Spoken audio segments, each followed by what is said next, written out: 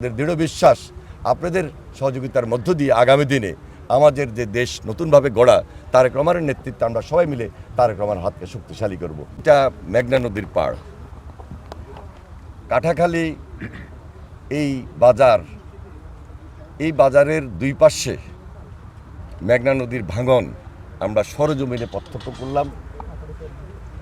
অনেক বাজার, school, college, মাদ্রাসা, মানুষের জায়গা জমি সবই ভেঙে যাচ্ছে।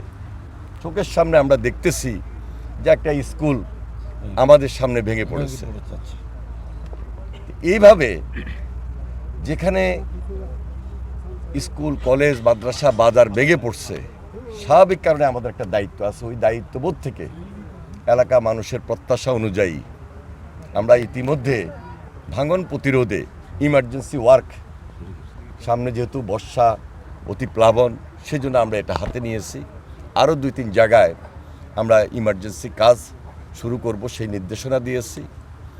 এবং আপনারা জানেন যে এই নদীর অপর প্রান্তে সেখানে উড়িচ্চর, তারপরে স্বর্ণদ্বীপ, বাসানচর, সব কিছু মিলে হাতিয়া নদী ভাঙন এলাকা, এইদিকে আমাদের বিশেষ নজর রয়েছে। আমাদের অনেকগুলা প্রকল্পও রয়েছে।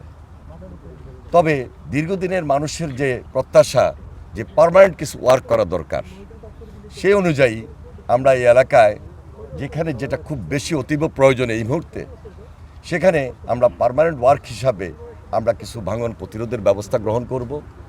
আমরা সেই অনুযায়ী স্টাডি রিপোর্ট কমপ্লিট হওয়ার পর চেষ্টা করব আগামী অর্থ বছরেই এই কাজগুলোকে সমাপ্ত করার জন্য।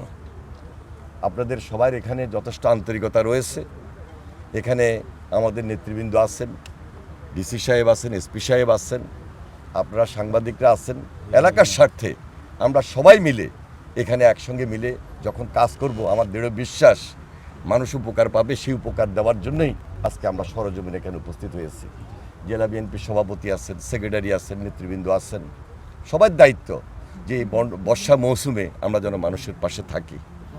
সামনে যখন বর্ষা শেষ হবে তখন আমাদের প্রকল্পগুলোর কাজ শুরু হবে। সেই অনুযায়ী আমরা আপনাদের সহযোগিতা কামনা করছি। আমাদের দৃঢ় বিশ্বাস আপনাদের সহযোগিতার মধ্য দিয়ে আগামী দিনে আমাদের যে দেশ নতুনভাবে গড়া তারেক রহমানের নেতৃত্বে আমরা সবাই মিলে তারেক রহমানের হাতকে শক্তিশালী করব। ধন্যবাদ সবাইকে। আসসালামু আলাইকুম।